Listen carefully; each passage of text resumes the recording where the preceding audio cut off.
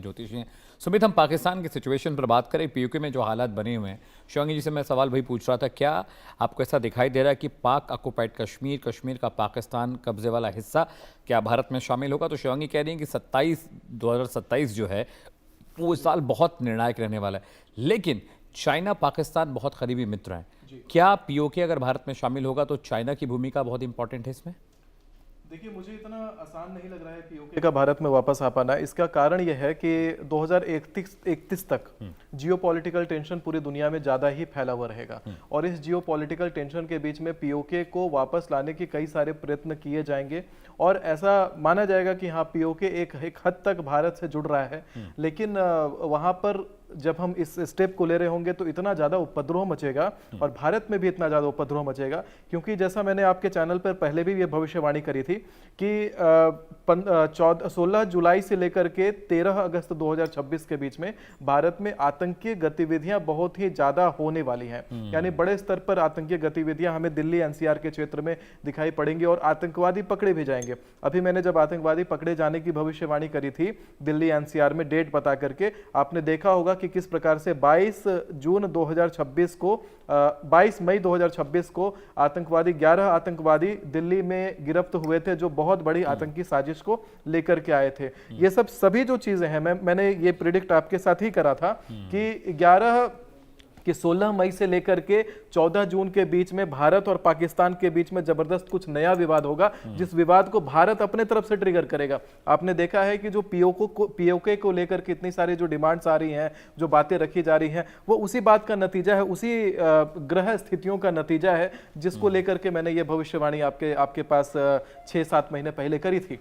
Exactly date range में, उसी date range में अभी 14 जून आने में कुछ 5-6 दिन बाकी हैं और इस 14 जून को आने से पहले ये चीजों को हम धरातल पर आता हुआ आज देखे हैं कि किस प्रकार से भारत पाकिस्तान के ऊपर यानी पीओके के ऊपर चढ़ाई की तैयारी कर रहा है। जो कब्जा किया हुआ भाग है उसके ऊपर चढ़ाई की तैयारी कर रहा है। हालांकि इस विषय में जो जीत है वो भारत को प्राप्त होगी, इस विषय में लाभ भारत को प्राप्त होगा। पाकिस्तान घुटने टेकेगा, पाकिस्तान कहीं ना कहीं पीछे हटता हुआ दिखाई पड़ेगा, लेकिन पीओके का पूर्णतः वापस आने में समय लगेगा। ये इतना आसान नहीं है और पीओके को जब हम वापस लेकर के आने के लिए बाकी जो भी निर्णायक डिसीजंस लेंगे, उस डिसीजन का नकारात्मक प्रभाव भारत के केंद्र पर भी पड़ेगा और अभी जो डिसीजन लिया जा रहा है उसका नकारात्मक प्रभाव भी हमें कुछ दिनों में, यानी कि 16 जुलाई से लेकर 12 अगस्त 2026, एक छोटा सा ये एक महीने से भी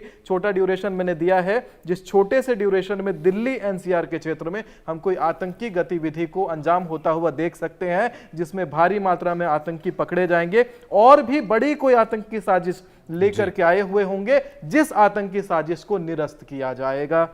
तो सुमित, एक ग्लोबल संस्था है सिप्री, उसने एक डेटा जारी किया। उस डेटा के मुताबिक भारत ने पहली बार 12 एक्टिव एटॉमिक जो वेपन है उसको इंस्टॉल किया। अभी तक सिर्फ ये पनडुब्बियों में और जो वॉरशिप्स हमारे हैं, जो आईएनएस विक्रमादित्य जैसे जो वॉरशिप्स थे वहां पर इंस्टॉल होते थे, वहां पर एक्टिव थे, लेकिन भारत ने अब अमेरिका, रशिया की तरह ही 12 परमाणु जो एटॉमिक वेपन है उसको एक्टिवली इंस्टॉल किया है और हमने पाकिस्तान को पिछाड़ दिया है। 180 से हमारी संख्या 190 हो गई है एटॉमिक वेपन्स की। ये कितना बड़ा इंपैक्ट डालेगा चीन और पाकिस्तान पर, सामरिक दृष्टि से भी, और ग्रह स्थिति क्या कह रही है? देखिए, मैं तो हालांकि ग्रह स्थितियों पर बात करूंगा, ज्योतिषी हूं, पॉलिटिकल एनालिसिस और इन चीज़ों का जियोपॉलिटिकल प्रभाव के ऊपर तो विशेष टिप्पणी नहीं दूंगा, लेकिन मैं अगर ज्योतिषीय मत से अगर देखा जाए तो ये जो है मंगल को पावर देना हुआ, यानी कि मंगल का एक प्रकार से बढ़ोतरी हुआ, जो हम अपने हथियारों में और जो अपने हम सेना में किसी प्रकार से निवेश कर रहे हैं और अपने रक्षा बल को और भी ज़्यादा मजबूत कर रहे हैं। यह निश्चित तौर पर बहुत लाभकारी रहेगा। मैंने जब आज़ाद भारत की कुंडली का निर्माण किया था तो भारत की कुंडली मुझे वृश्चिक लग्न की मिली थी और वृश्चिक लग्न की जो कुंडली है उसका प्रतिफल में मुझे मंगल उसको रूल करते हैं और मंगल को जितना बल दिया जाएगा उतना बढ़ोतरी होगी। कहते हैं मंगल को भूमि सूत कहते हैं, भूमि सूत यानी पृथ्वी का पुत्र कहते हैं।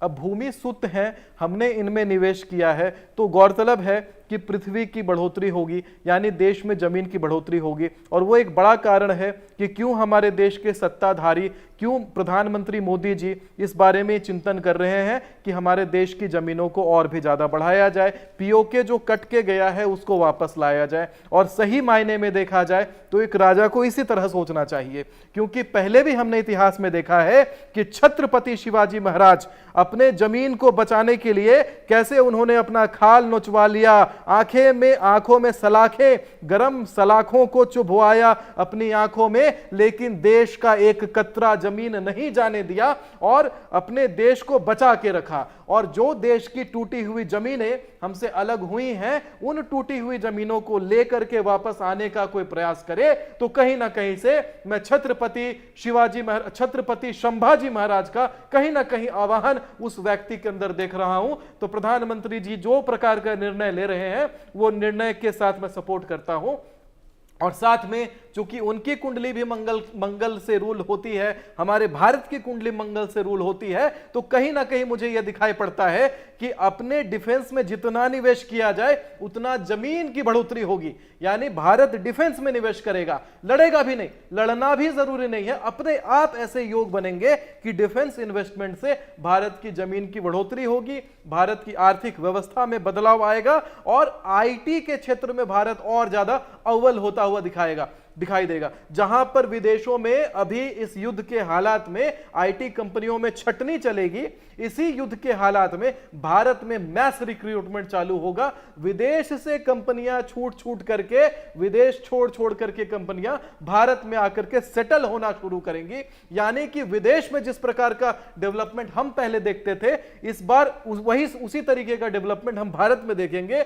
बस थोड़ा सा क्षण का और इंतजार है। अभी बृहस्पति कर्क राशि में बैठे हुए हैं और बृहस्पति कर्क में होना यानी कि धर्म का जय होना, अधर्म का नाश होना। तो जिन देशों ने अधर्म फैलाया है, जिन देशों ने अधर्म का प्रचार किया है, उनका विनाश होगा, उनका सर्वनाश होगा। और इसी विनाश में पाकिस्तान को अपनी जमीनें छोड़नी पड़ेंगी। पीओके क्या, हम पाकिस्तान को भी पकड़ेंगे और भारत में मिलाएंगे। पाकिस्तान की जनता भारतीयता के समर्थन में है, पाकिस्तान की जनता हिंदुत्व के समर्थन में है, लेकिन ये जो पॉलिटिक्स है, डर्टी पॉलिटिक्स है, जिसने एक प्रकार से दोनों को लड़वा रखा है। हे पाकिस्तान के अवाम, मैं तुमसे ये बात कहता हूं, अपनी पुरानी भारतीयता को मत छोड़ना, मौका मिलेगा भारत में वापस मिल जाएंगे हम लोग।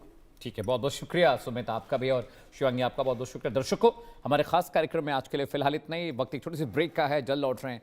Stay tuned with us, don't go away.